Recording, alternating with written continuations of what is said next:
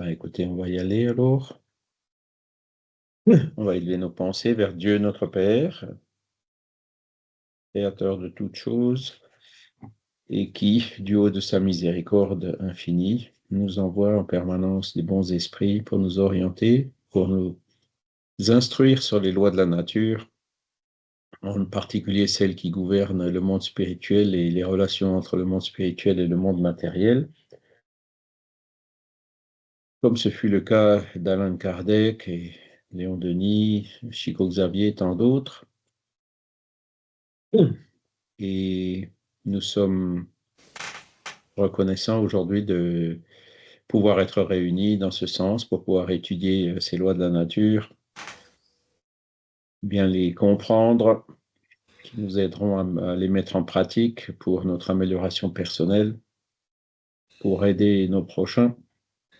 Et nous souhaitons aussi que, en plus de nous, ce cours puisse être utile pour ceux qui regarderont les enregistrements et aussi pour les esprits qui pourraient se trouver parmi nous aujourd'hui. Voilà.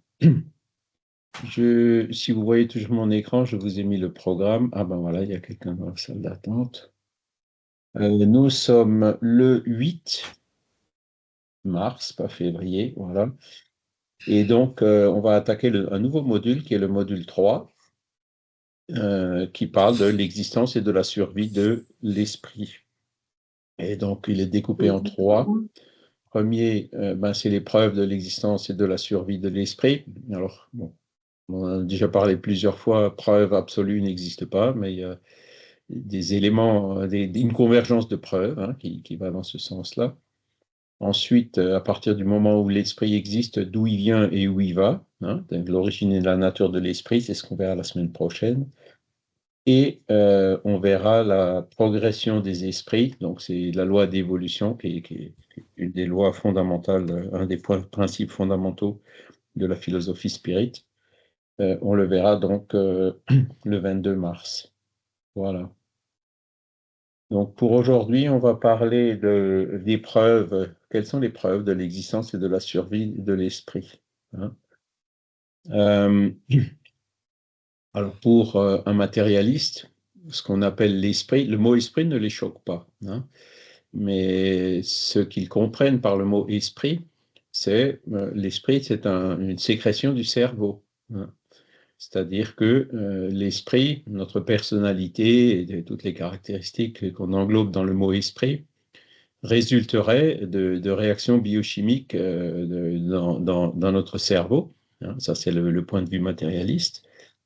Et du point de vue spiritualiste, l'esprit est une chose indépendante du corps physique, qui est temporairement lié au corps physique, qui lui permet de s'exprimer, notamment à travers le cerveau.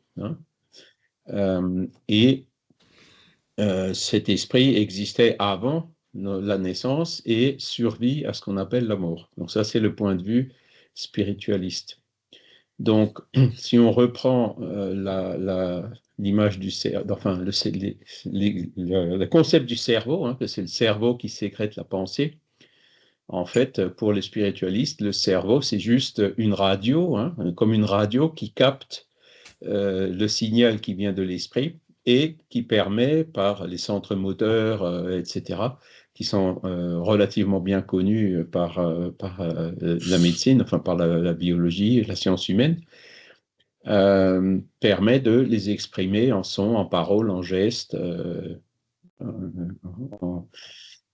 etc. Et permet aussi, au retour, c'est une radio qui marche pas seulement en réception, mais aussi en émission, de transmettre à l'esprit tout ce que perçoivent nos 5 sens. Voilà le point de vue du spiritualiste, comparé par rapport au point de vue du matérialiste, où tout se passe dans le cerveau. Alors, je vous disais la dernière fois, pour caricaturer un peu, quand j'étais petit, quand je regardais la télé, c'était une grosse boîte, c'était des grosses boîtes à l'époque qui étaient placées au-dessus d'un meuble. Et moi, quand je voyais les activités ce qui apparaissait sur l'écran de cette boîte, je pensais que les gens, c'était comme des petites poupées qui étaient à l'intérieur de la boîte. C'était ma conception en tant que gamin, quoi. C'est que par après que j'ai compris qu'en fait, ces gens-là sont ailleurs. Et donc, il y a un émetteur télé hein, qui envoie le signal, et puis donc la boîte ne fait que recevoir le signal et retransmettre, recomposer l'image sur l'écran. Voilà. Et ben c'est un peu pareil pour l'esprit. Hein. L'esprit n'est pas un produit, n'aime pas le résultat de réactions biochimiques au niveau du cerveau. C'est plus compliqué que ça. Alors, bon, Kardec, il est clair, hein, lui, c'est la base vraiment un des points de base de la philosophie spirit, c'est l'âme de l'homme survit au corps et conserve son individualité après la mort. Voilà, parce que après, même pour les personnes qui croient en l'âme, donc les spiritualistes, il y a différents concepts. Hein. Il y en a qui, notamment dans les religions, certaines religions orientales, l'âme, elle est d'essence divine, mais c'est comme à la mort, c'est comme une goutte qui retourne dans l'océan. C'est-à-dire que, en gros, l'individualité ne se conserve pas. Hein. Alors que pour le spiritisme, ce qui découle des observations spirites et notamment des communications des esprits, c'est que, au contraire, l'individualité se conserve. Hein. C'est pas notre âme qui est une goutte qui retourne dans l'océan. Hein. Et vous avez des personnes qui sont bienveillantes sur la Terre, vous en avez d'autres qui sont extrêmement malveillantes. Donc la goutte qui retourne dans l'océan revient à dire, ben, chacune a le même sort après la mort. Hein. Ben, c'est pas comme ça. Hein. On conserve notre individualité, c'est-à-dire une fois qu'elle se libère du corps, l'âme d'une personne bienveillante va rester une âme bienveillante et l'âme d'une personne malveillante va rester une personne malveillante. Enfin, une âme malveillante. Voilà. Donc, chacun selon ses œuvres, hein, et non pas tout le monde revient dans le même, dans le même océan à la fin. Et d'ailleurs, une petite image aussi que j'utilise de temps en temps, c'est vous avez un seau d'eau propre, vous mettez une goutte d'eau sale dedans, qu'est-ce qui se passe? L'eau, elle est plus propre, elle est sale, quoi. Hein. Donc, voilà, on la boit plus. Hein. Donc, c'est une autre image qui montre que ce genre de principe ne serait pas forcément salutaire pour l'évolution de l'âme, la loi d'évolution, justement. Françoise? Oui, un mauvais caractère, donc, restera un mauvais caractère, à condition de travailler pour s'améliorer. S'il ne travaille pas bien pour s'améliorer, le mauvais caractère restera. C'est ça dans Tout à fait. l'individualité. Mm. Tout à fait. Hein. Ouais. Et c'est ce qu'on observe dans les communications d'esprit. Hein. Vous aviez des esprits qui étaient hautains, orgueilleux, enfin des personnes hautaines, orgueilleuses, qui, retour dans le monde des esprits, continuent hautaines et orgueilleuses. Et vous avez des personnes, au contraire, qui étaient humbles, bienveillantes, continuent à être enfin, deviennent des esprits humbles et bienveillants. Le caractère se conserve. Oui, mais Voilà. Charles, hautaine et orgueilleux ça fait partie du mauvais caractère, mais c'est pas spécifiquement dans le mauvais caractère, je crois. Si? Orgueilleux, si. Moi, j'ai pas un bon caractère, mais je pense pas que je sois orgueilleuse ni hautaine. Pourtant, j'ai pas un bon caractère. Non, mais Je suis vindicative un petit peu. Hmm. oui, alors ça, après, il faut pousser l'analyse plus loin, c'est la connaissance de soi. Hein. Ouais. Chacun qui, par la connaissance de soi, arrive à déterminer ben, les défauts qui nous restent encore et qu'il faut qu'on corrige. Hein. Hmm. Euh, donc, mais en fait, toutes les qualités qu'on avait toutes les qualités qu'on a en tant qu'incarné, bonnes ou moins bonnes, on les garde Hmm. dans le monde des esprits. Alors, il y a quand même un changement qui se fait, hein, puisqu'on n'est plus dans le corps physique. La personne, par exemple, qui était extrêmement attachée à ses biens matériels ou à son argent, ou à son patrimoine, ou à sa maison, ou à quelque chose, quand elle arrive de l'autre côté, elle se rend bien compte qu'elle a plus d'action sur tout ça, hein, qu'elle a perdu le contrôle de tout ça. Hein. Donc, il y en a qui, malgré tout, résistent et réclament en disant non, c'est pas normal, c'est à moi, pourquoi ils me le prennent, etc. Hein, donc, Ça, c'est terrible. Parce que l'esprit, donc, dans l'état normal, n'a plus d'action sur la matière. Il a l'action sur la matière, sur le corps physique quand il est incarné, mais après, pour agir sur la matière, faire bouger une table, par exemple, eh ben, il a besoin d'un médium à effet physique. Il y a tout un processus qui se met en place pour qu'il puisse bouger ou basculer ou soulever même une table. Voilà. Donc, ils se rendent compte qu'il y a un changement quand même. Voilà. Par contre, pour le spirit, c'est différent. Comme on a des centaines, voire des milliers de communications d'esprit qui viennent nous raconter qu'est-ce qui s'est passé après en fonction de ce qu'ils étaient avant. Vous en avez une centaine dans la deuxième partie du livre Le ciel et l'enfer. Ben, on a des éléments. Ils viennent nous le dire et il y en a qui se retrouvent dans des situations qui sont fantastiques, quoi, très très bonnes. Et on se dit, bon, ben oui, ben, qu'est-ce qu'il a fait de son vivant? Ben, il était humble, il faisait la charité, etc. Bon, on se dit, ben, si on veut avoir une situation similaire, il faut peut-être qu'on s'efforce à faire la même chose. D'autres, par contre, se trouvent dans des situations très difficiles. Et là aussi, on voit en fonction de ce qu'ils ont fait pendant leur vie, qu'est-ce qu'il faut qu'on évite de faire pour pas se retrouver dans une situation difficile comme celle dont ils témoignent et qu'ils nous décrivent. Oui, Françoise? Pardon. Justement, la situation de tous ces esprits, je les ai retrouvés dans un livre que m'a passé Myriam. C'est un livre, c'est Farnèse qui l'a écrit, c'est un médium qui l'a écrit Oui. il y a une centaine d'années et qui a été récemment publié, récemment mis en français et publié. Il était toujours mis de côté. Il s'appelle Francesco. C'est un voyageur au pays des esprits. C'est un témoignage recueilli par le médium à Farnèse. Et voilà, donc il nous raconte exactement l'état d'esprit, entre guillemets, des esprits qui vont, qui descendent dans le bas astral et puis qui vont, voilà, travailler dans leur amélioration, travailler ou pas tout de suite. Mais c'est un livre très intéressant, en fait. Et il est terrible en plus à lire. Ça me fait un peu froid dans le dos. Vous n'en avez jamais entendu parler? Celui-là, j'ai jamais entendu parler, mais comme je disais tout à l'heure, il y en a des centaines, des milliers de livres Oui, comme ça, donc ouais. avec des témoignages de l'au-delà, quoi. Et Alors, ils sont Farnèse, plus ou moins sérieux, plus ou moins oui, authentiques, ouais. mais dans ceux qui sont sérieux, on retrouve les mêmes caractéristiques, quoi. Voilà, c'est C'est-à-dire ça. Ouais, pardon.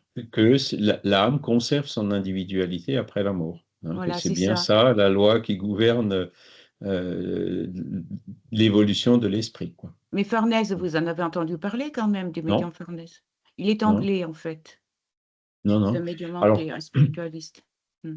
au niveau du LMSF, on a publié un livre qui intitulé La vie par-delà la vie, qui est aussi d'un Anglais qui s'appelait Harry Burbidge, un livre qu'il a écrit juste avant la Deuxième Guerre mondiale, où ben, c'est un peu comme No Solar, c'est pour ça que je dis c'est le No Solar anglais. Dans le No Solar, c'est André Louis qui se désincarne et qui raconte ce qui s'est passé après sa désincarnation. Et là, ben, c'est un autre esprit, je me souviens plus du nom d'ailleurs, qui se désincarne et qui raconte ce qui s'est passé après sa désincarnation.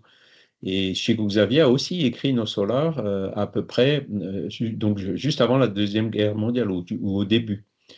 Et quand on lit les livres, on voit qu'il y a des choses qui sont tout à fait similaires, que ça colle, que ça concorde, quoi. Après, on trouve d'autres récits plus anciens. Bon, je peux parler du ciel et l'enfer. Il y en avait même avant, dans les années 1840, d'un auteur américain. Il y en a eu en Suisse, une médium qui s'appelait Béatrice Brunner. Enfin, on voit que dans plusieurs origines, plusieurs sources, différentes époques, différentes cultures, il y a des témoignages qui sont concordants.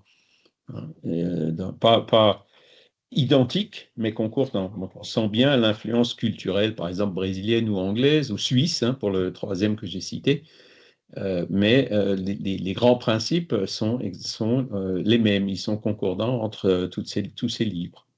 Après, bon, vous avez la littérature la plus prolifique sur le sujet, c'est la littérature de Chico Xavier. Donc là, vous avez plein de récits de l'au-delà. Voilà. Donc, voilà, ça c'est l'affirmation de Kardec, hein. Et donc, comment est-ce que Kardec il en est arrivé à cette affirmation?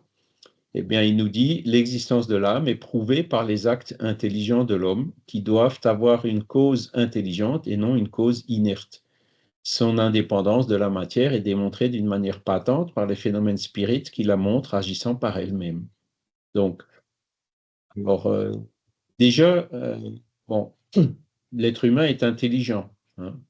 Le cerveau, alors on ne peut pas parler de matière inerte pour le cerveau, c'est quand même de la matière vivante ou biologique, mais voilà, l'intelligence n'est pas, enfin, on peut difficilement concevoir que l'intelligence est un produit de la matière, hein.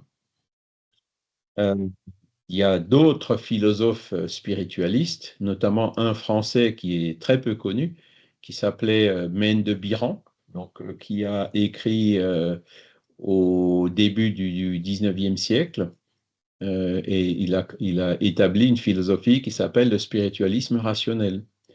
C'est-à-dire que lui, il a procédé par introspection, hein, l'observation de soi. Il s'est rendu compte que il y a plusieurs attributs de l'âme humaine qui ne peuvent pas résider dans la matière, comme par exemple la volonté, hein. La volonté, c'est un attribut de l'âme qui est indépendante de la matière, hein. Donc, il a établi toute une philosophie sur cette base. Et c'est d'ailleurs une philosophie qui était enseignée, hein, dans les lycées à l'époque, hein, la philosophie spiritualiste, notamment par Victor Cousin, hein, Victor Cousin qui est bien connu. Il me semble que la rue qui passe devant la Sorbonne, elle s'appelle rue Victor Cousin, hein. C'était un, un- un- un personnage éminent en France qui suivait cette philosophie du spiritualisme rationnel. Et je dirais le dernier représentant de cette philosophie, c'était Henri Bergson. Donc on arrive déjà au XXe siècle, hein. Et bon, cette philosophie, elle s'est perdue entre les deux guerres et surtout après la Deuxième Guerre mondiale. Et aujourd'hui, quand on interroge les étudiants en philosophie, euh, on se rend compte que la philosophie, elle suit plutôt un paradigme matérialiste, hein, c'est-à-dire euh, ne considérant pas l'existence de l'âme. Et quand on demande à ces philosophes, est-ce que vous connaissez Maine de Biran? Ils disent, ah oui, on en a entendu parler, etc. Mais je dirais sur 100 thèses de doctorat en philosophie, il y en a peut-être une qui est faite sur un thème spiritualiste et les autres sont faites sur des thèmes qui correspondent au paradigme actuel de la philosophie. Franck? Oui, sans nier l'hypothèse effectivement d'un esprit ou d'une âme indépendante du corps, je pense qu'il faut tenir compte maintenant aussi des découvertes et des progrès des neurosciences qui montrent en fait que le comportement est largement dicté par le fonctionnement cérébral, et pas seulement cortical, hein, mais aussi au niveau de l'amygdale, enfin du cerveau, voilà, et qu'en fin de compte, nous sommes ce que nous faisons, ce que nous disons, même nos centres d'intérêt sont essentiellement dictés par notre fonctionnement cérébral, que l'on peut modifier d'ailleurs à volonté. Donc il y a eu des expériences sur les animaux, bien évidemment, mais ça a permis aussi de faire avancer la médecine et les traitements. Bon, c'est pas encore miraculeux, mais on a bien mis en évidence avec l'imagerie cérébrale que dans certaines déviances, dans certaines formes de psychopathie, voilà, ça n'est absolument pas l'individu qui, en fait, l'individu subit ces dysfonctionnements internes au niveau du cerveau. Et en fait, tout à l'heure, c'est vrai qu'on a toujours cette idée que le cerveau sécrète la pensée. Non, c'est pas, faut abandonner cette idée, quoi. L'apparition de la pensée au niveau du cerveau et le jeu finalement de mise en corrélation d'aires cérébrales qui fonctionnent d'une manière particulière sur la base de transmission chimique, électrique. C'est extrêmement complexe et qui plus est dépend de la vascularisation. Donc, on est face à toute une machinerie, entre guillemets, organique, qui fait que voilà, l'individu va développer ou non certaines capacités au niveau de la pensée, au niveau de la parole, voilà, il suffit d'avoir un problème d'AVC ou des choses comme ça. En rigolant, je suis bien placé pour en parler. En fait, tout dysfonctionne, quoi. Donc, et quand on rétablit le truc, ça refonctionne normalement. Donc, voilà, faut être un petit peu prudent et tenir compte aussi de ce qu'a découvert la science, qui n'est pas forcément entièrement matérialiste non plus, quoi. Mais Heureusement, et puis, nous, c'est ce qu'on espère, hein, c'est que la science cesse d'être entièrement matérialiste. Et en fait, ouais, tout c'est ce ce que qui fait ça. tout ce que tu dis, oui. C'est ce qui fait sa force, hein. J'allais dire, Mm. si vous avez un infarctus, voilà, la spiritualité là-dedans, elle n'entre pas en jeu, hein. Ce qui va vous sauver, c'est les anti-agrégants plaquettaires. Voilà, Ouais, ouais. c'est des choses très concrètes, quoi. Donc, à un moment donné, je crois qu'il faut raison garder aussi, quoi, par rapport à ça. Fracture, c'est sûr que hein, l'autre jour, là, je me suis cassé le poignet, ils font des miracles, hein, c'est assez Non, fantastique. Et c'est pas des ça vient pas de miracles, hein. l'esprit, quoi. C'est la connaissance, c'est tout simplement ça. Voilà. Enfin, c'est le poignet le poignet qui a été opéré marche mieux que l'autre, hein. Je m'en suis encore rendu compte hier en manipulant un peu le bois de chauffage. Enfin bon. Mais tout ce que tu dis, c'est très intéressant, hein, et Delane avait déjà un peu avancé là-dessus, hein, donc à la fin du 19e siècle, quand les connaissances ont un peu avancé justement au niveau du fonctionnement du cerveau et du corps humain. Euh, mais donc, le, le- ces avancées de la science sont extrêmement intéressantes. Pourquoi? Parce que quand on regarde en plus, ça ne fait que confirmer le paradigme spiritualiste, hein. Si je reprends l'image de la radio ou de la télé, s'il y a une pièce défectueuse dans la radio ou dans la télé, tout comme s'il y a un problème dans le cerveau, eh ben, la radio et la télé ne fonctionnera plus, hein. Et donc, on peut réparer. Donc là, il faut changer la pièce électronique, le transistor ou la lampe, ou enfin la pièce quelconque qui a un défaut, et la radio se remet à fonctionner. D'accord? Donc, effectivement, l'esprit a besoin d'un cerveau, entre guillemets, qui fonctionne bien pour pouvoir s'exprimer pleinement, hein. Donc, vous avez plusieurs, donc comment dire, des déficiences, hein, ou des handicaps, hein, qui gênent justement l'expression de l'esprit. Pourquoi? Parce que mais ce sont des limitations, pas au niveau de l'esprit, ce sont des limitations au niveau du récepteur, au niveau du corps physique, hein. Et donc, c'est important de savoir effectivement réparer, entre guillemets, le corps physique pour pouvoir permettre à l'esprit, autant que faire se peut, de se communiquer pleinement, hein. Voilà. Euh, Après, il y a le deuxième volet, donc ça c'est bon, ben, l'intelligence, hein, comme le disait Mène de Biran, la volonté ne peut pas être un attribut de la matière. Mais il y a aussi les phénomènes spirites. Donc, mettez-vous dans la peau de Kardec, il est allé pour la première fois en 1855 dans des cercles qui faisaient bouger des tables. Donc il est allé là-bas, il a d'abord vu la table bouger, il s'est dit, bon, effectivement, la table bouge, je le vois, je regarde, il n'y a pas de ficelle, il n'y a pas de corde, il n'y a pas de colle sous les mains, enfin, il avait vu que le phénomène était authentique, hein. Mais après, il y a des questions qui ont été posées et la table, elle a répondu aux questions. Donc là, il a dit, bon, c'est pas la table qui répond aux questions, c'est pas possible, quoi. Et des fois, il y a même eu des questions lui-même, hein, qui mentalement posait une question et la table répondait à cette question qu'il avait en tête, qui n'a pas été exprimée sous forme de parole. La table donnait des réponses à la question qu'il avait en tête, hein. Donc là, il a dit, bon, il y a une cause derrière cela, hein, c'est-à-dire que l'intelligence, elle n'est pas dans la table, mais le fait de donner une réponse intelligente, en plus de savoir lire dans les pensées et tout, voilà, il y a quelque chose derrière, hein. Et donc, c'est ça qui l'a petit à petit amené à dire, bon, ben, ce sont les âmes. Parce qu'il a posé la question aussi, il dit, mais qui vous êtes, vous, pour nous répondre? Et la table, elle a clairement répondu, ben, nous, on était comme vous, incarnés, on était des humains, on est morts, et puis maintenant, notre esprit survit au corps, arrive à se communiquer à vous par ce moyen-là.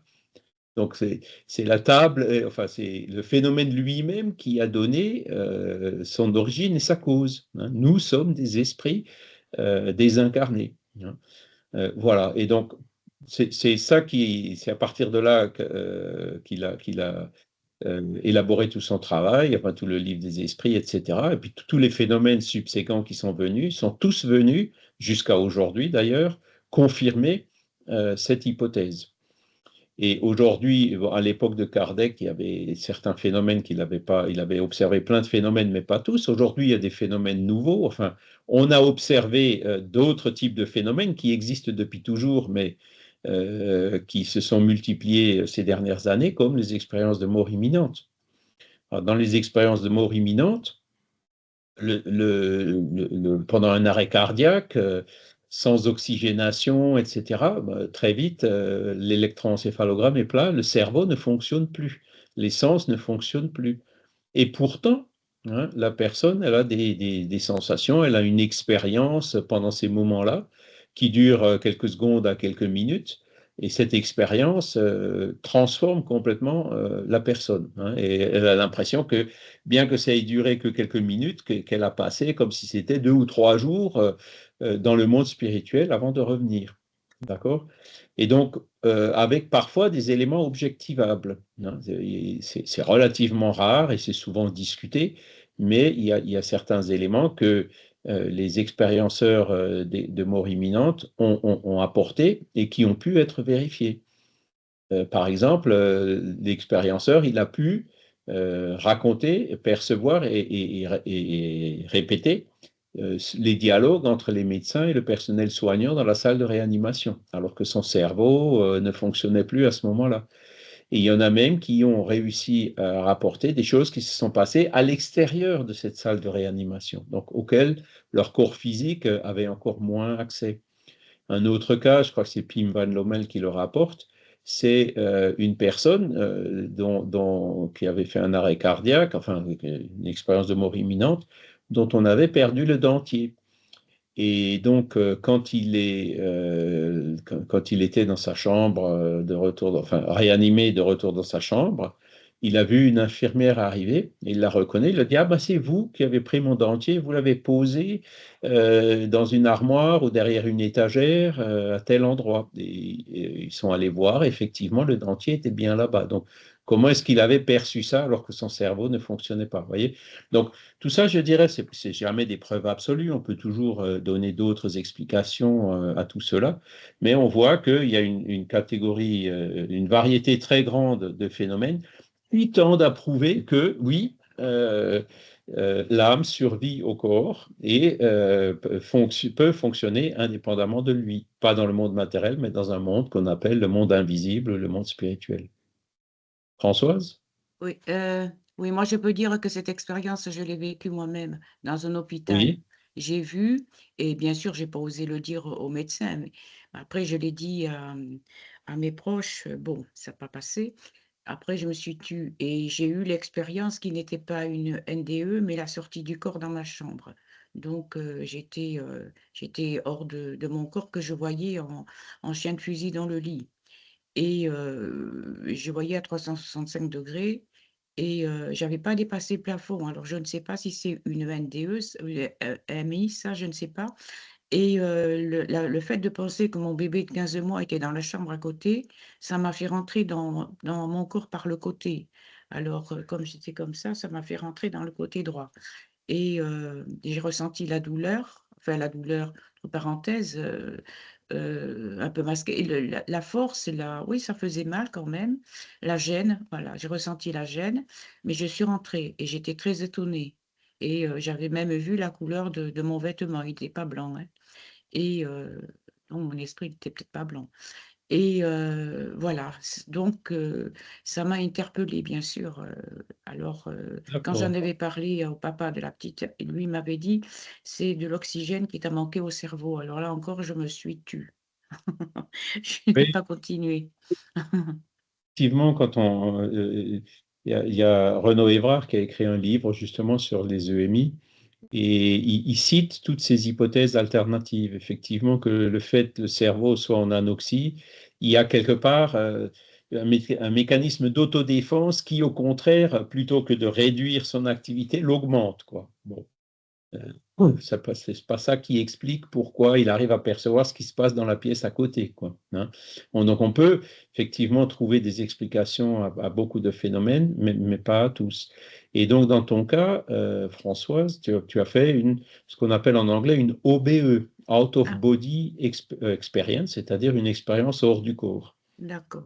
Et Pas ça, plus. bon, bah, c'est relativement courant. Alors, il y a les somnambules qui font ce genre d'expérience, mais les somnambules, une des caractéristiques, c'est qu'ils ne se rappellent plus. Ils ne se rappellent pas de Oui, ce qui s'est passé, de ce qu'ils ont fait, de ce qu'ils ont vu, de ce qu'ils ont dit même en état de somnambulisme. Mais effectivement, l'EMI génère une sortie du corps. Mais il peut y avoir des sorties du corps sans EMI, sans forcément que ton cerveau, et je ne sais pas d'ailleurs si au moment où tu as eu cette expérience hors du corps, si ton cerveau était en anoxie ou pas. oui. Peut-être pas, Mais ce hein, que je tu peux vois. dire, que j'ai fait une sacrée chute de tension quelques heures plus tard, et ça a duré quelques jours.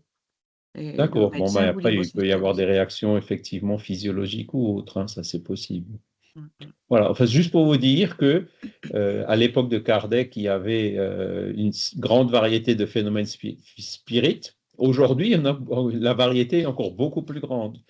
Et plus ça va, plus voilà, l'explication spirit, elle tient, hein. Alors que les explications alternatives, c'est Bozzano qui le disait dans les années 1930, il disait, quand on prend un phénomène de façon isolée, un de ces phénomènes de façon isolée, on peut trouver d'autres expériences. Par exemple, que la personne a lu dans la pensée de l'autre par télépathie, etc. Oui, Bon, ça j'ai lu aussi. mais même les expériences alternatives ne sont pas toujours forcément matérialistes, parce que la télépathie, c'est quand même quelque chose d'intéressant. Les ondes de pensée se transmettent, où, quand, comment, on ne sait pas, mais elles se transmettent. La télépathie commence à être admise, hein. Vous avez un livre remarquable en français, hein, fait par René Varcollier sur le sujet. René Varcollier qui était président de l'Institut métapsychique international. Voilà. Mais la seule explication qui vraiment couvre pratiquement l'ensemble des phénomènes, c'est l'explication spirit. Et en plus, elle est extrêmement simple. Donc, en appliquant un principe bien connu, le principe de parcimonie, il vaut mieux privilégier les hypothèses simples, les explications simples aux explications qui sont compliquées. Franck? Oui, je voulais pardon, apporter une petite précision qu'on entend, enfin, pour corriger en fait quelque chose qu'on entend souvent. C'est pas le problème de l'anoxie, hein. En fait, l'organisme consomme relativement peu d'oxygène. Ce qui, par contre, est essentiel, et ça, c'était une découverte tardive, c'est ce qu'on appelle l'équilibre acido-basique. En fait, c'est le taux de CO2, ce qu'on appelle la capnie. On peut très bien vivre avec un taux d'oxygène, ce qu'on appelle une PaO2, relativement, et c'est ce qui se passe chez les insuffisants respiratoires, par exemple, dans la BPCO. L'hypersensibilité à l'oxygène peut être extrêmement délétère dans ce genre de pathologie. Par contre, ce qui est essentiel, c'est de stabiliser la capnie, c'est-à-dire le taux de CO2. Et en fait, la capnie, l'hypercapnie, ce qu'on appelle l'hypercapnie, c'est-à-dire le taux de CO2 supérieur aux normes de cet équilibre acido-basique, va générer effectivement des comportements, voire des visions, voire des hallucinations. Et ça, ça fait partie de mon boulot, hein. J'ai pu le vérifier des dizaines et des dizaines et des dizaines de fois, où en fait le vécu subjectif de la personne va dépendre essentiellement de la régulation de sa capnie. Alors c'est très chiant, bien sûr, parce qu'on va rentrer dans des détails de physiologie, mais attention, de dire que parce qu'en en fait on manque d'oxygène, non, c'est pas ça. En fait, le problème, c'est la capnie, c'est pas l'oxygène. Et ça, c'est une chose essentielle. Cette découverte a permis justement de sauver des milliers de gens de la décompensation respiratoire. Parce qu'on donnait de l'oxygène et en fait, on faisait pire que mieux. Parce qu'en fait, il y a une corrélation entre la production de CO2 et l'hypersensibilité à l'oxygène. Donc voilà, C'est moi très intéressant. j'ai coincé une médium une fois sur ce sujet. Elle était totalement désarmée parce qu'elle racontait des bêtises, pour ne pas dire autre chose. Voilà, en étant, voilà, elle avait des conceptions totalement surréalistes, quoi. Et je crois que là encore une fois, faut être faut être assez prudent, quoi, avec ce qu'on entend, voilà, de manière régulière.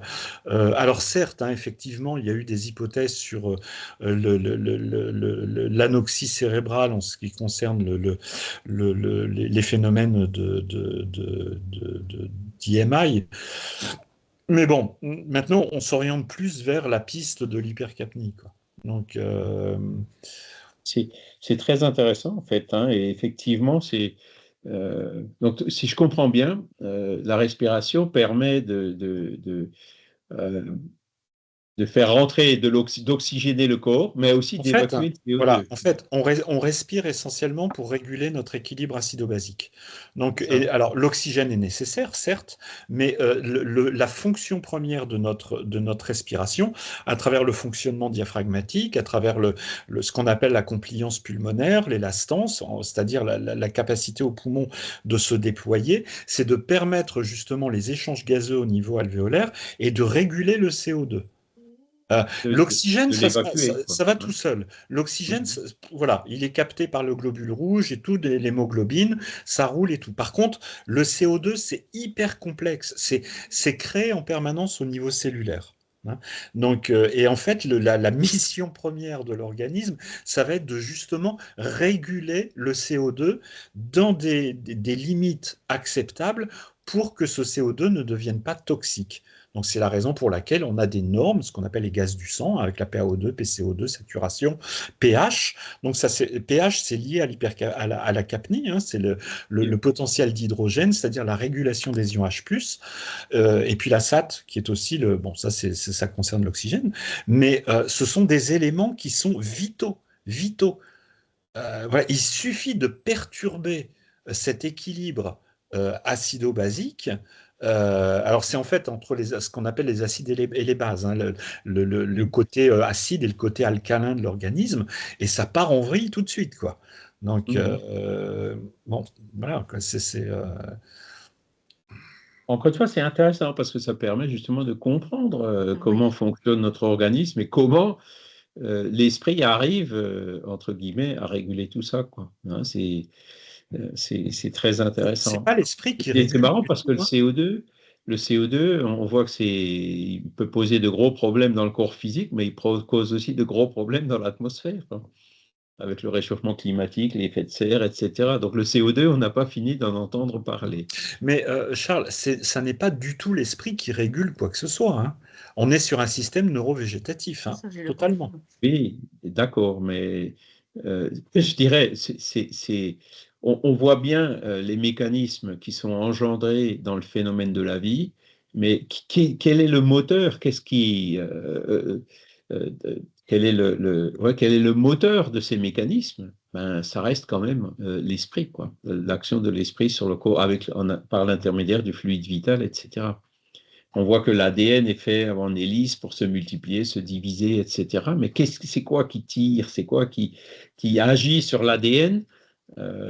Là, on retombe aussi dans le paradigme spirituel, quoi. Hein, c'est-à-dire, chaque fois, on essaie de remonter, on explique les mécanismes, on explique d'un point de vue, comme tu l'as très bien expliqué, mais derrière, il y a toujours, oh, mais c'est quoi qui permet justement cette régulation?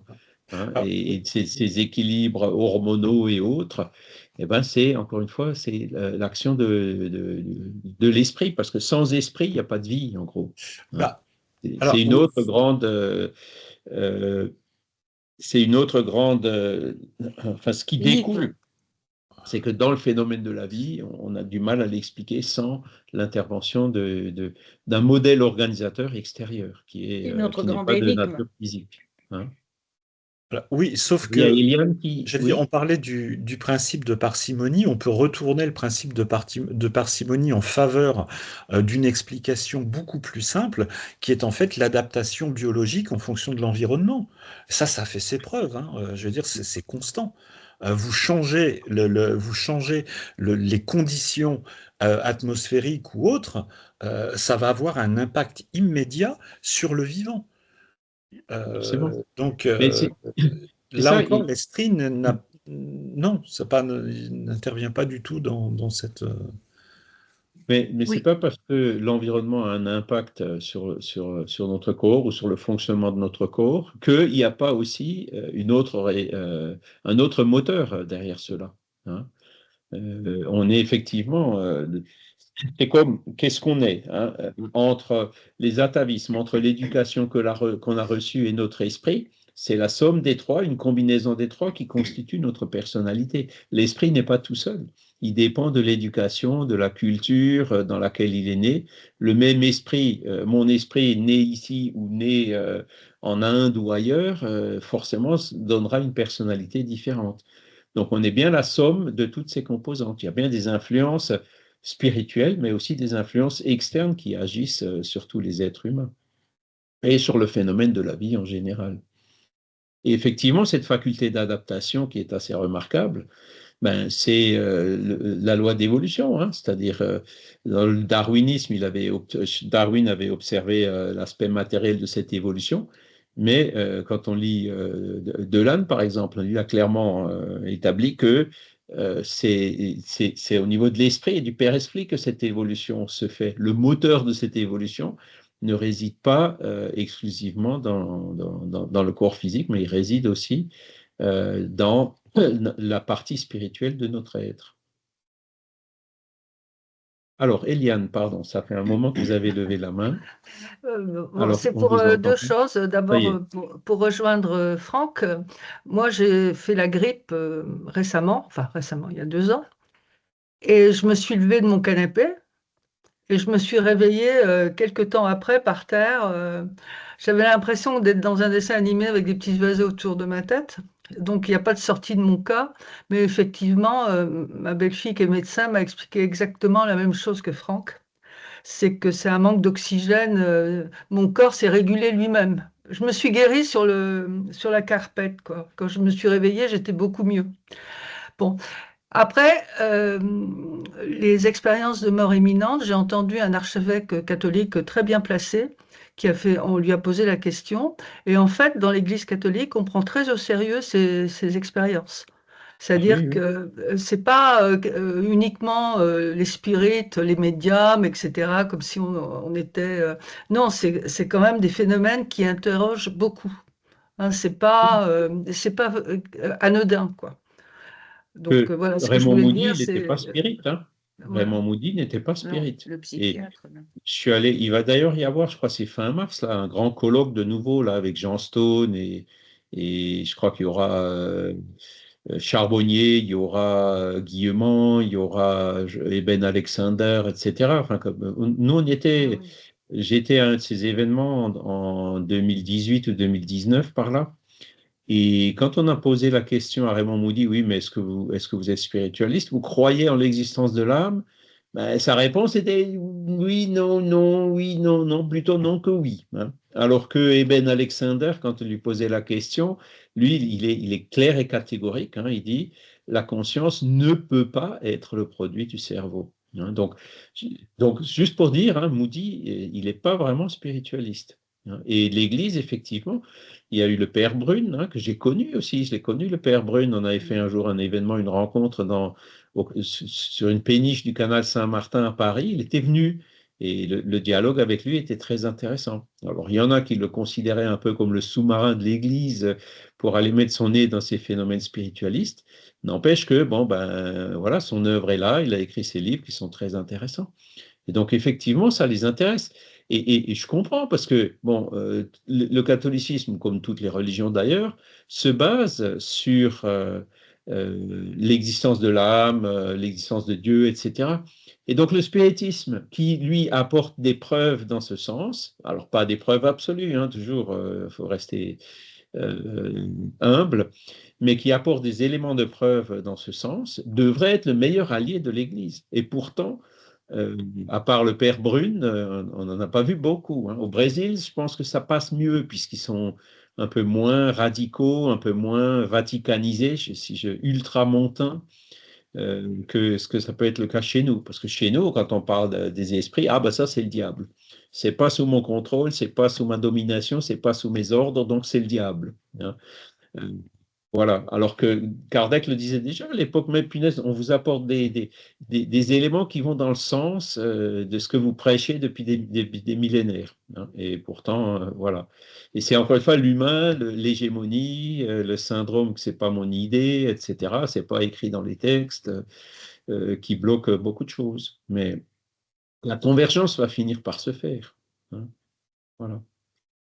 Ce qui est intéressant, c'est de savoir, vous regardez, alors il y a un observatoire européen qui fait de temps en temps des grands sondages au niveau européen.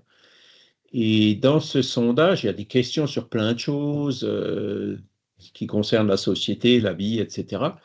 Il y a des questions aussi sur la spiritualité et les religions. Donc, par exemple, est-ce que vous croyez que la vie continue après la mort?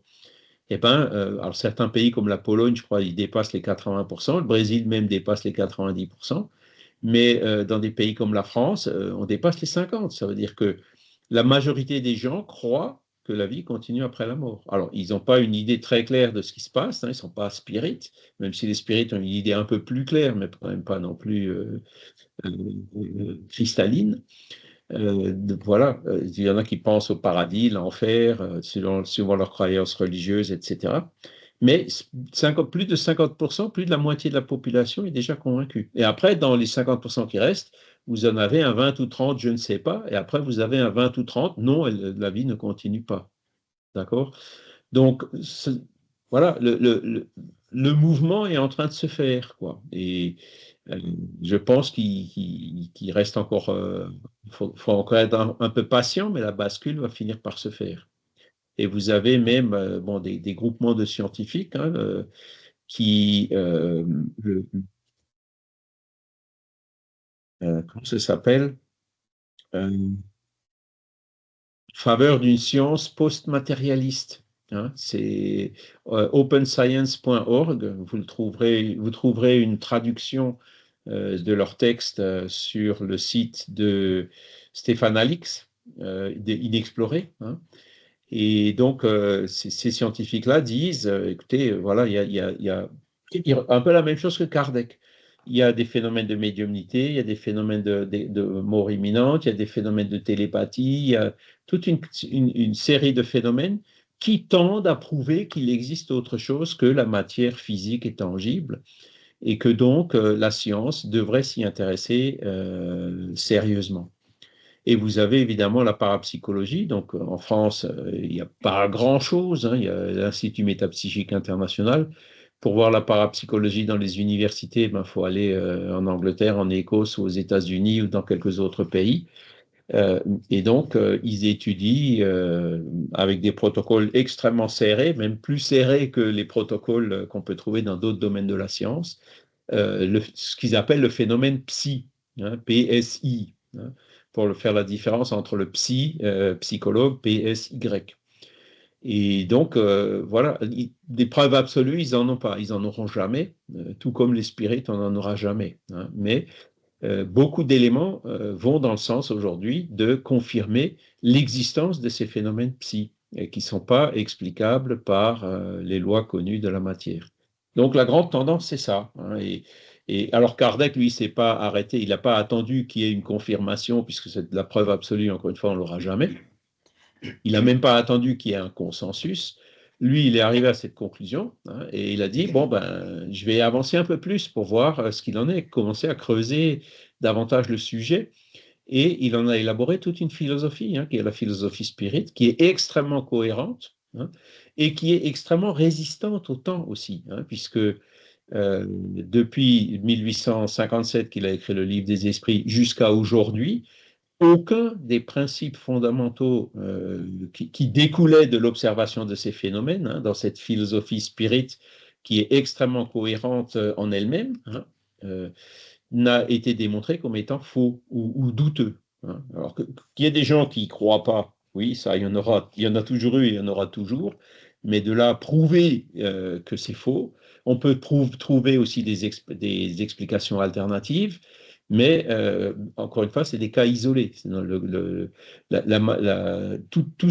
Toutes les catégories de phénomènes qu'on observe peuvent trouver des éléments d'explication dans l'hypothèse spirit, alors que, mais pas dans l'hypothèse matérialiste. Et c'est ce qu'il dit dans le paragraphe suivant.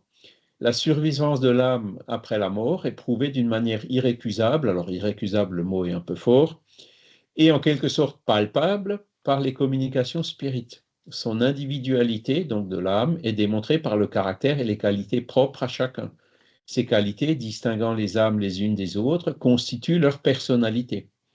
Outre ces preuves intelligentes, il y a encore la preuve matérielle des manifestations visuelles ou apparitions qui sont si fréquentes et si authentiques qu'il n'est pas permis de les révoquer en doute. Alors, il y a deux choses. Premièrement, les preuves d'identité, hein, donc là où l'âme qui se communique prouve son individualité.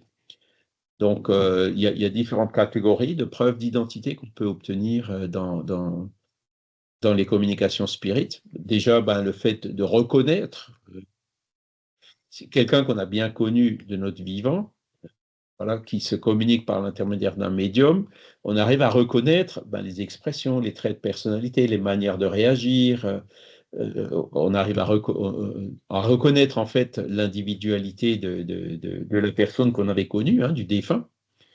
Après, il y a d'autres preuves d'identité qui sont encore plus fortes, où donc cette âme du défunt révèle par l'intermédiaire du médium des choses qui étaient connues que d'elle et qui peuvent être vérifiées. Vous avez des cas par exemple, l'esprit a dit dans tel meuble, dans tel tiroir, il y a un double fond. Et dans ce double fond est caché tel genre de document ou de papier. Et donc, c'est des choses que toute personne ne connaissait. Il n'y a que l'âme du défunt qui savait qu'il y avait l'existence de ce papier dans ce double fond. Et quand ils sont allés voir, ils ont effectivement trouvé un papier, le double fond et un papier dans le double fond. Vous voyez, donc là, ça ne peut pas être expliqué par une lecture de pensée, bon, il faut déjà émettre des hypothèses un peu du genre, il y a comme une espèce de nuage de cloud de toute la réalité qui est partout et que le médium il puisse avoir accès à ce cloud. Bon, c'est des hypothèses qui sont quand même beaucoup plus hasardeuses que l'hypothèse de tout simplement dire c'est l'âme du défunt qui est venue révéler cette chose. Hein. Et ce genre de détails, on en trouve beaucoup, beaucoup, beaucoup dans les communications spirites. Donc, c'est pour ça qu'il dit, voilà, c'est en quelque sorte palpable. Hein, il y a vraiment des preuves d'identité qui sont très fortes dans certaines communications. Après, il dit, il y a les preuves matérielles des manifestations visuelles ou apparitions. Alors, Kardec, il y allait fort. Là, il dit, elles sont si fréquentes et si authentiques. Alors, des apparitions de défunts, ça, il y en a plein. Notamment sur le lit, enfin, une personne qui meurt, qui vient apparaître à ses proches pour dire « ça y est, je suis en train de mourir, je suis en train de partir », parfois qui était à l'autre côté de l'océan. Donc, ce genre de fait, et puis donc à un instant qui correspond exactement à l'heure où il est décédé de l'autre côté de l'océan, à une époque où on en était à peine au tout début du télégraphe, quoi. Hein. Aujourd'hui, avec Internet, il faut se méfier de ce genre de choses, puisque l'information circule tellement vite que ces preuves sont moins fortes qu'elles ne pouvaient l'être à l'époque de Kardec. Et pourtant, il y en a plein. Et là, je vous encourage, si vous voulez avoir des exemples, de lire les livres de Camille Flammarion, hein, La mort et son mystère. Donc, il y a 3 volumes, hein, avant la mort, pendant la mort et après la mort, où vous avez des dizaines de cas, de phénomènes, de récits qui parlent de ce genre de choses. Voilà. Des cas qu'il a pu recueillir et observer lui-même, mais vous en avez d'autres qui ont été compilés aussi, par exemple, par Ernest Bozzano. Voilà. Et donc, après, il y a les apparitions, les matérialisations. Donc, ça a été surtout observé après Cardiac, hein, donc la matérialisation de l'esprit de Katie King, avec la médium Florence Cook, observée par William Crookes et photographiée. Voilà, ben, l'esprit se matérialise. Donc, Katie King, avec sa personnalité, sa physiologie, puisque là, on voit la physiologie de l'esprit. Il a entendu, il a pu écouter les battements du cœur, la respiration, etc., hein, les battements du cœur ne correspondaient pas avec celles de Florence Cook, du médium, et la respiration, elle était nette, alors que le médium était grippé à ce moment-là. Enfin, bref, vous avez plein d'éléments comme ça qui... l'esprit, en fait, se montre et montre qu'il a un corps spirituel qui permet cette matérialisation, et corps spirituel qui a toutes les fonctions qu'on peut trouver dans un corps physique.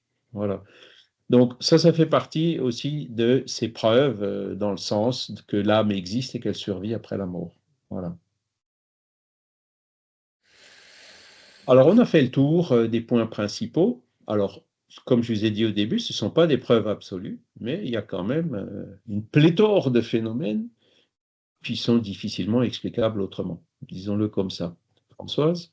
Oui, moi, c'est un peu spécial. Moi, il y a 30 ans, j'avais un week-end pour retrouver un papier et un code. C'était pour la banque. Autrement, c'était fichu. Et alors, ben, je me suis relevée le lundi matin et j'étais résignée. J'étais résignée à ce qui allait arriver.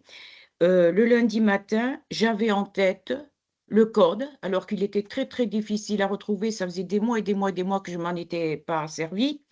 Et le papier était effectivement dans un double fond de tiroir où je l'avais mis, mais longtemps avant. Et mais j'étais résignée, hein. Je me disais, bah, tant pis, tant pis. Et finalement, je me suis rendue à la banque et normalement, tout était foutu. Et ben voilà, j'ai pu arriver à faire ce que j'ai dû faire. Mais ça, voilà, ça, je l'ai eu pendant la nuit, la réponse, les deux réponses. Que j'avais peut-être pas posé la question parce qu'il y a 30 ans, j'étais pas spirite, mais inconsciemment, mon esprit avait posé la question. Où est ce papier et qu'est-ce que c'était que ce code? Tout était clair dans mon esprit le lundi matin, mais clair comme de l'eau de roche. Donc, Ah, c'est dû à quoi? deux choses. La première chose, c'est que ce sont des choses que tu savais et que tu avais faites à un moment donné, mais que tu te rappelais plus euh, la veille, quoi, hein. Oh, Donc, ce depuis sont des longtemps. choses qui étaient quelque part cachées dans ta mémoire, mais qui n'arrivaient pas à revenir à la réalité.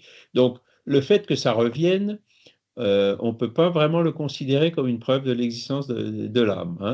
Bon, il y a différents mécanismes pour essayer de se rappeler des choses euh, qu'on a oubliées, hein.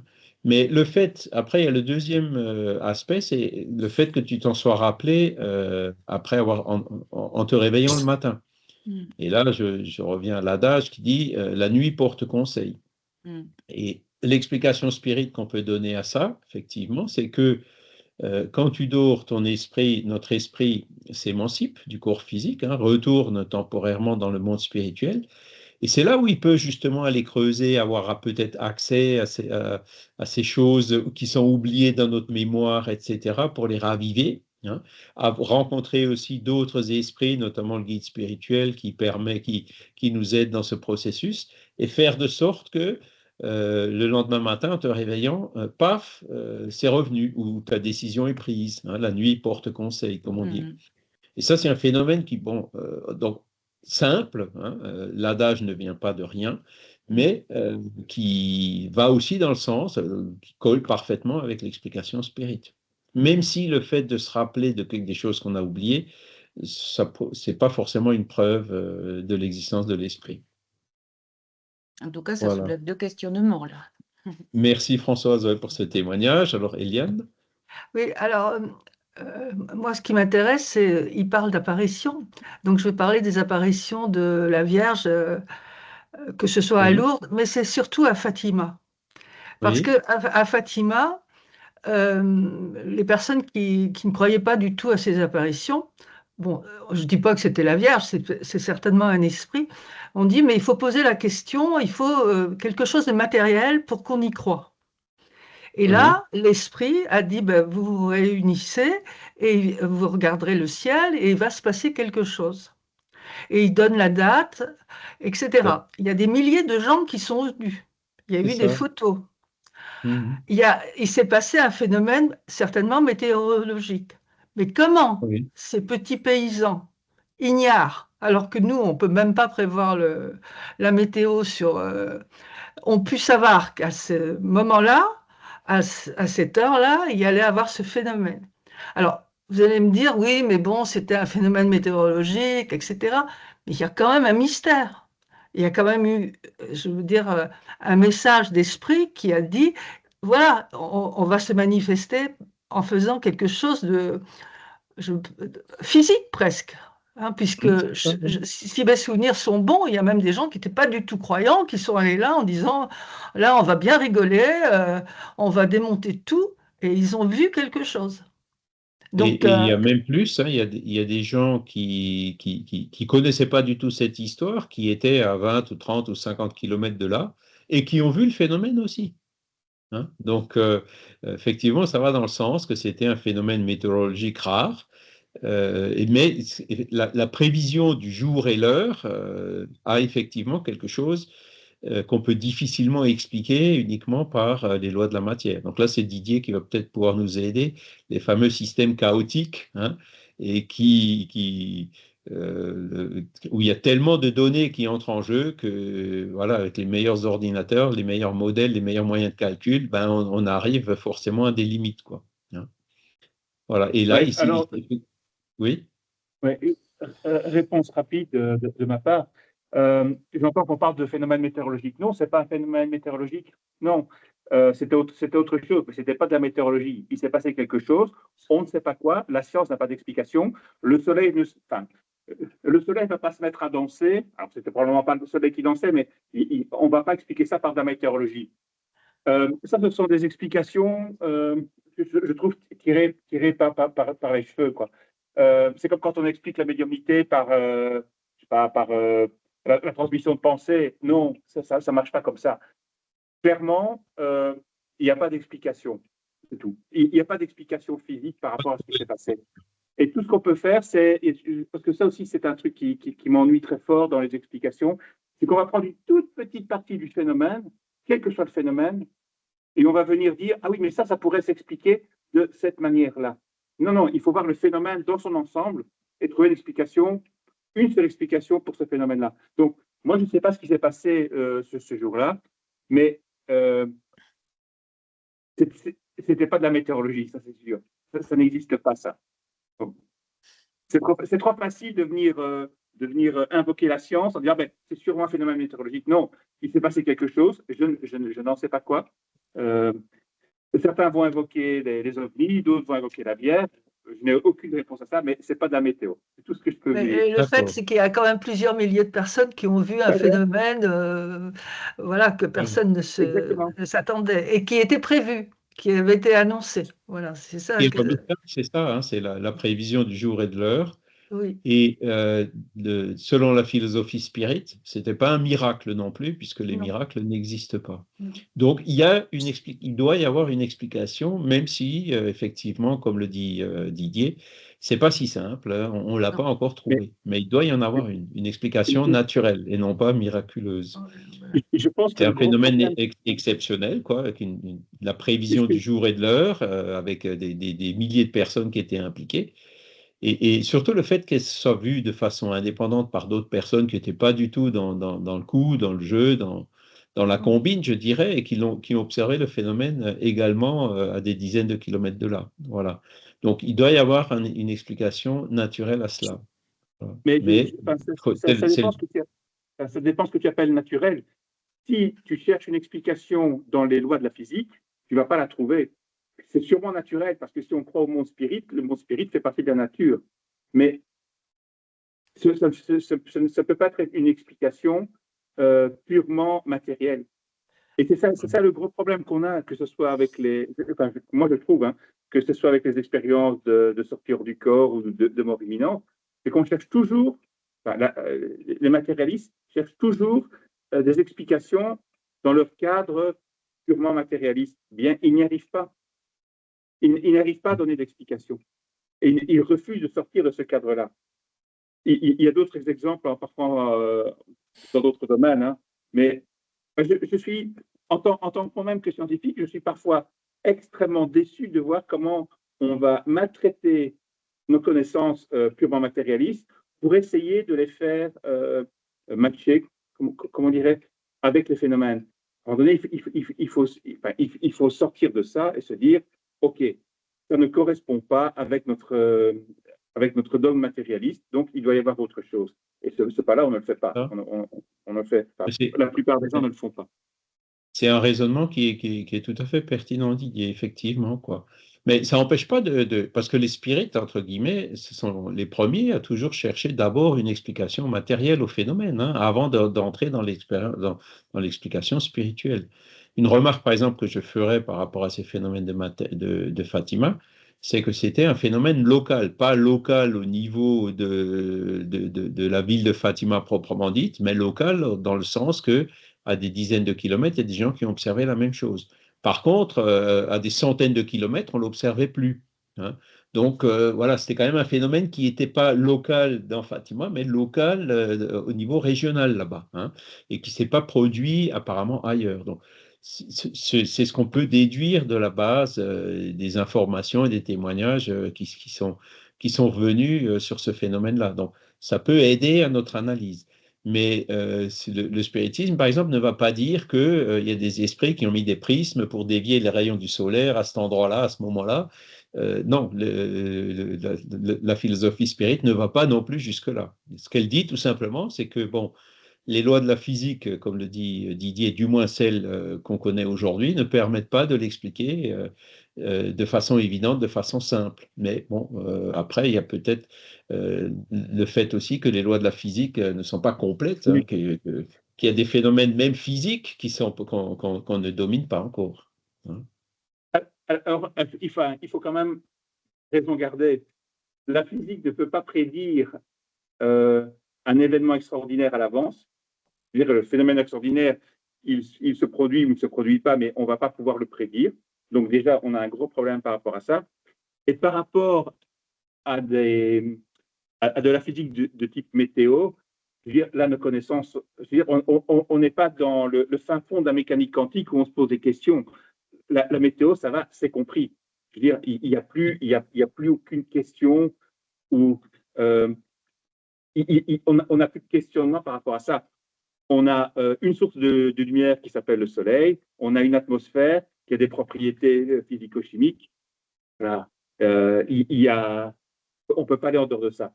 Si des gens, à un moment donné, voient un phénomène où cette source de lumière se met à bouger de manière tout à fait anormale et que c'est local, il s'est passé autre chose qui ne rentre pas dans la physique. On ne peut pas dire, oui, mais peut-être qu'un jour on va expliquer ça. Non. Ça ne marche pas comme ça, quoi. Oui, mais l'important, ce n'est pas tellement le fait en lui-même, parce que ça, bien sûr, c'est de la physique, etc. Mais c'est le fait que ces trois petits bergers qui étaient ignares ont prévu ça, ont eu ce message, on leur a dit, réunissez-vous. C'est ça qui est surprenant, quoi. Alors, voilà, et ils n'étaient pas physiciens, ils n'avaient aucune notion. C'est ça. Moi, je conteste même le fait que c'était physique. Parce que ce phénomène n'a pas été observé, comme Charles l'a dit, en dehors de la région. Donc, c'est plutôt un phénomène où des gens qui étaient réunis là ont été témoins de quelque chose, je veux dire, d'anormal. Oui, ça sort de la norme, au sens, ça sort de la norme. Ils ont été témoins de quelque chose de tout à fait anormal. Et cette anormalité ne peut pas être expliquée par la physique. Donc, il y a eu autre chose. Je ne sais pas quoi. Je n'en ai aucune idée. Je peux avoir une opinion, mais je ne sais pas quoi. Mais il ne faut pas venir invoquer la météo ou tout ça. Non, ce n'est pas un phénomène météorologique, ça c'est sûr. Voilà. Et de toute façon, même si c'était un phénomène météorologique, aujourd'hui ça serait connu. Enfin, aujourd'hui, la météo n'est pas nouvelle. Ça serait connu. Ça aurait pu être prédit. Mais non, ça ne marche pas comme ça. Donc, il s'est passé quelque chose. Et de nouveau, ce que la science fait, enfin, ce que les scientifiques matérialistes font dans ces cas-là, c'est invoquer plein de raisons qui ne tiennent, quand on regarde bien, qui ne tiennent pas la route. Donc non, admettons juste qu'il s'est passé quelque chose, on ne sait pas quoi, et n'essayons pas de trouver une explication là, enfin, dans un domaine scientifique, là où la science se dit c'est impossible. Ah, je ne veux pas en rajouter, hein, mais des explications, il y en a eu plein. Hein. Chacun y allait de son explication. Les ufologues, par exemple, ont dit ben, c'est les extraterrestres qui, avec une soucoupe volante en forme de lentille, qui ont dévié les rayons du soleil. Il y en a d'autres, plus matérialistes, qui disent ah ben, c'était un phénomène d'hallucination collective. Voilà. Et des explications, il y en a eu, hein, et qui sont entre guillemets, on ne peut pas les rejeter a priori, quoi. Mais est-ce que c'est vraiment ça? Voilà encore un autre exemple. L'hallucination collective, ça n'existe pas.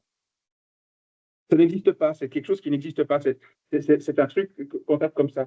On peut avoir des mirages collectifs. Ça oui, un mirage, c'est quelque chose de tout à fait physique. C'est la lumière qui ne suit pas dans le désert. Voilà, par exemple, un ensemble de gens peuvent avoir le même mirage. Mais le mirage, c'est quelque chose de physique. Mais l'hallucination collective où un groupe de gens vont voir exactement la même chose sans aucune raison, ça n'existe pas. C'est une invention pour expliquer ce phénomène-là. Si par exemple on met un groupe de gens, alors là je ne suis pas médecin, donc je pense que typiquement Franck pourra dire que moi, mais si on va mettre un groupe de gens et qu'on va leur envoyer, je ne sais pas moi, de la drogue dans l'air ou pour les mettre, ils vont avoir des hallucinations, mais ils ne vont pas tous voir la même chose, ils vont chacun voir des trucs en fonction de leur culture ou de ce qu'ils pensent. Voilà.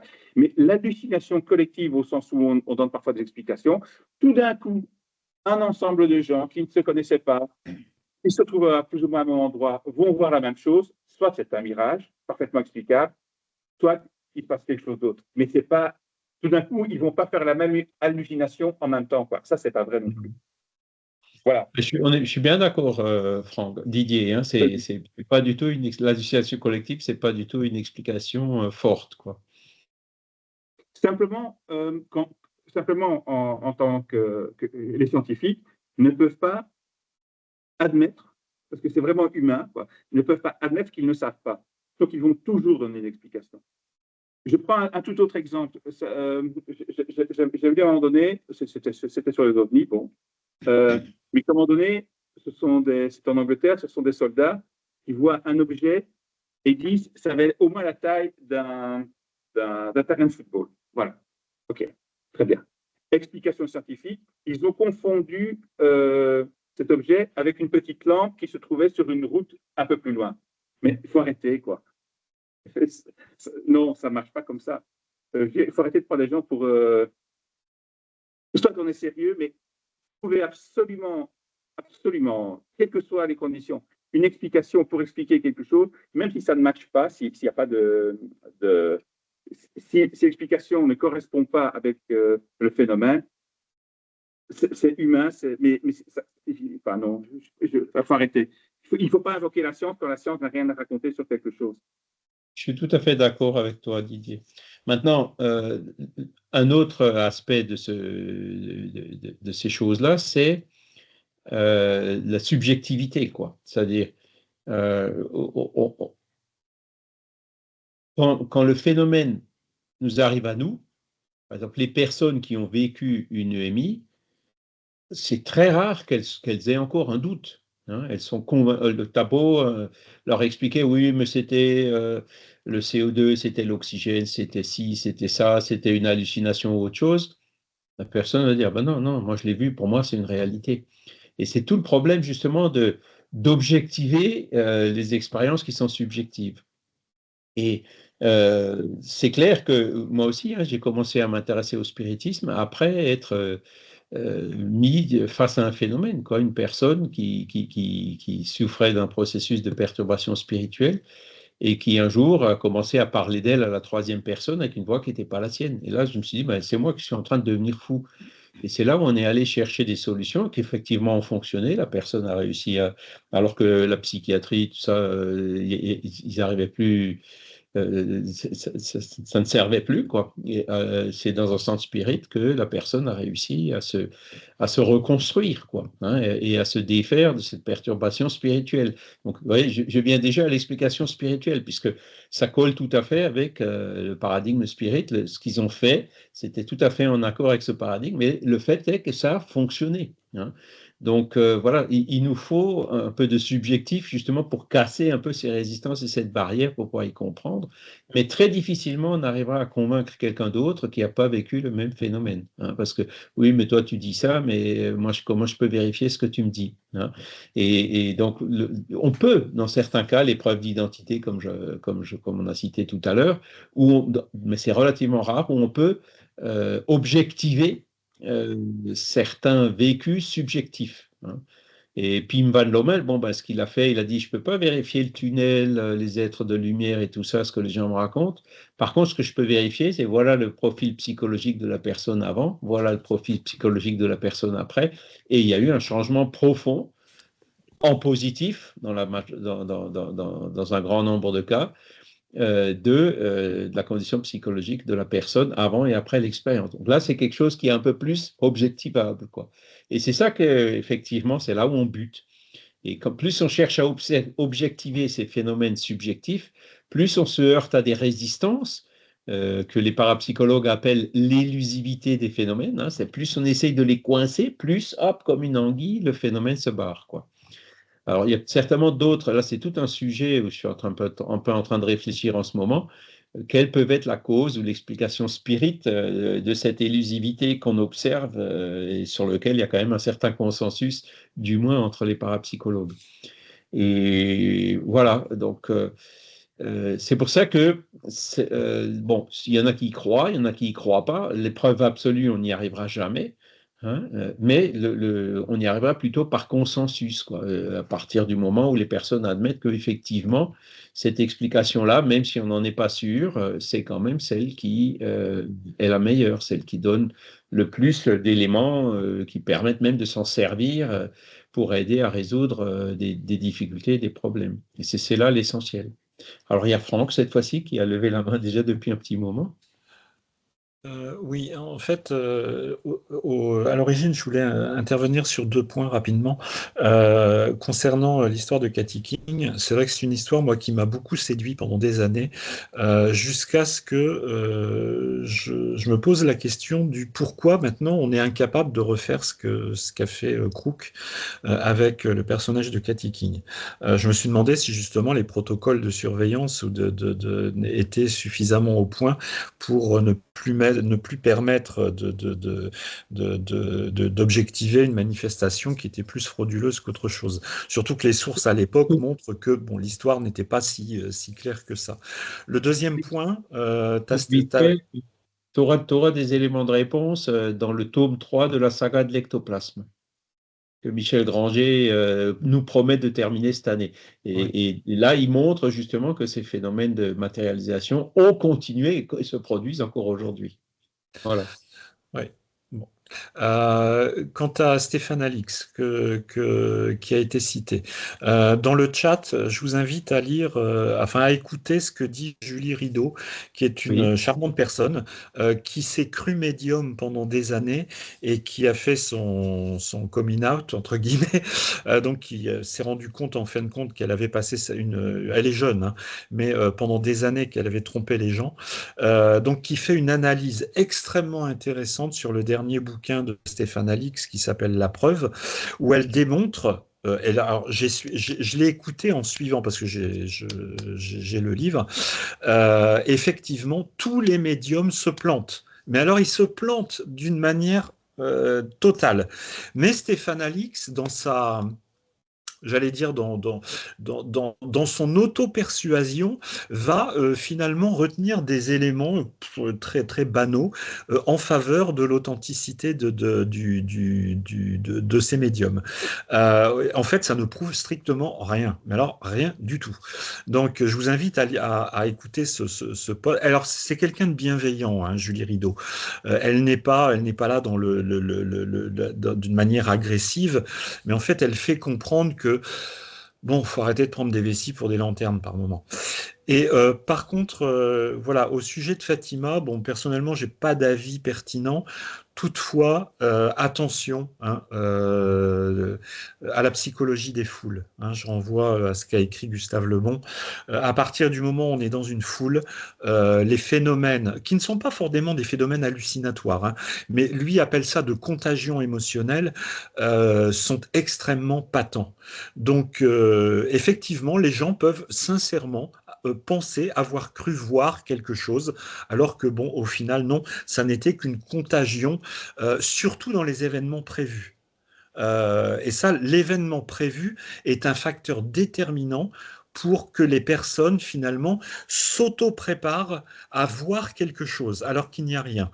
Moi, j'en ai eu une expérience assez intéressante qui remonte à quelques années, mais je pense que tout le monde y a assisté.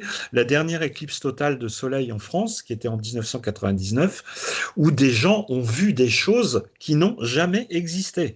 Voilà, avec des réactions de peur, de terreur, enfin, c'était absolument, absolument extraordinaire. Donc, c'est intéressant de lire la psychologie des foules pour voir, pour mettre en évidence que effectivement, on n'est pas dans de l'hallucination collective, on n'est pas dans du faux témoignage, mais on est sincèrement convaincu par l'effet de foule de voir des choses qui n'existent pas. Moi, j'ai eu une expérience assez intéressante dans un concert qui regroupait 80 000 personnes où les gens se sont persuadés qu'il y avait eu un souci technique qui n'a jamais existé. Et tout le monde y a cru. C'est extraordinaire. Extraordinaire. Et c'est vrai que c'est une explication qui est quand même plus forte que celle de l'hallucination collective. Oui. Mais elle n'explique pas, par contre, ce qui s'est passé aux personnes qui ont vu le même phénomène à 10 km à côté, qui n'étaient pas sur le lieu, qui Oui, n'étaient pas dans la alors, foule à ce moment-là, tu vois, et qui ont vu le ouais. phénomène quand même. Et enfin, quand on retrouve les journaux, les témoignages de l'époque, il faut être beaucoup plus contrasté. Hein. Il n'y a pas eu tellement d'articles en faveur de ce qui s'est passé vraiment, quoi. Donc ça reste, oui, ça, voilà, ça reste. Euh, Après, juste pour l'existence de Fatima, tout ça, pour c'est Fatima, ce qui est clair, c'est que pour les spirites, c'est pas l'esprit de Marie qui est apparu à ces gamins, c'est un autre esprit. Le fait qu'un esprit apparaisse à trois gamins, bon, c'est pareil, c'est un phénomène qui se produit de façon très fréquente, hein, qui est relativement banal, quoi. Après, le fait qu'il y ait toute cette foule et tout, ben, j'ai pas vu, moi, d'explication spirit patente non plus sur ce phénomène-là. Hein. Donc, Didier disait la science ne peut pas l'expliquer. Moi, j'ajouterais le spiritisme non plus. Hein. Ce phénomène-là, on ne peut pas l'expliquer non plus. On ne cherche pas non plus à en donner une fait. Voilà, c'est ça, point barre, plus de discussion possible. Non, on n'y arrivera pas. C'est clair. Il faut rester humble dans ces choses-là. Mais il s'est produit quelque chose d'extraordinaire et qui a aidé beaucoup de gens. On était encore à Fatima, puisque au Portugal, ben, on habite à une soixantaine de kilomètres, donc on y était et on a vu ces personnes qui viennent.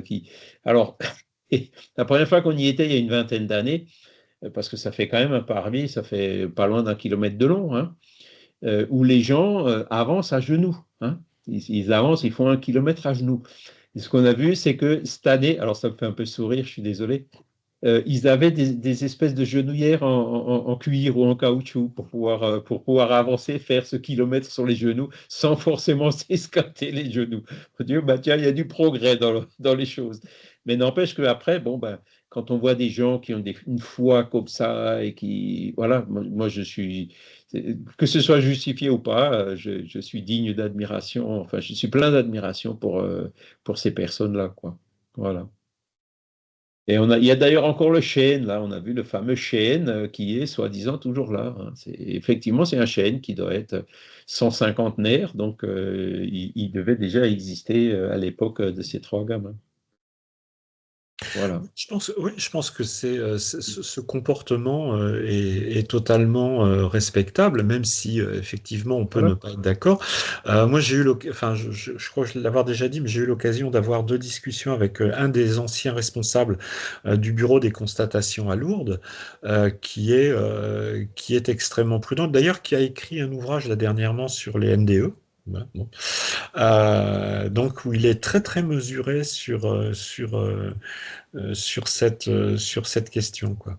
Ils sont remarquables et on ne peut pas les révoquer en doute, quoi. Il y a des cas désespérés avec des documents médicaux à l'appui et tout.